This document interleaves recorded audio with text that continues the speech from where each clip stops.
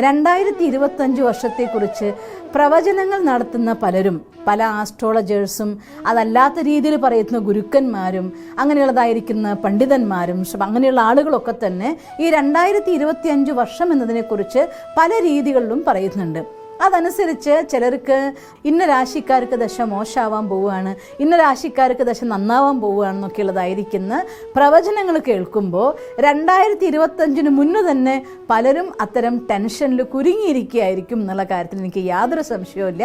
അതുകൊണ്ട് തന്നെയാണ് നിങ്ങൾക്ക് വേണ്ടി ഇന്നത്തെ ഈ വീഡിയോ ചെയ്യാൻ വേണ്ടി ഞാൻ ആഗ്രഹിക്കുന്നത്. തീർച്ചയായിട്ടും ദശാവ്യത്യാസങ്ങളുണ്ടോ? ഉണ്ട്, ഇല്ലാത്തതൊന്നുമല്ല. കാരണം എന്താണ് ഈ ദശ എന്ന് പറയുന്നത്? എന്താണ് ഈ ശനിദശ വരുന്നത്? അല്ലെങ്കിൽ എന്താണ് നമുക്ക് ഒരു ദശ കൊണ്ട് മോശമാവുന്നത്? ഒരു കാര്യം ഞാൻ പഠിച്ചിടത്തോളം അറിഞ്ഞിടത്തോളം ഒരു ദശയും പൂർണ്ണമായിട്ട് മോശമല്ല. ശനിയും നല്ലതാണ്, രാഹുവും നല്ലതാണ്, കേതുവും നല്ലതാണ്, എല്ലാം നല്ലതാണ്.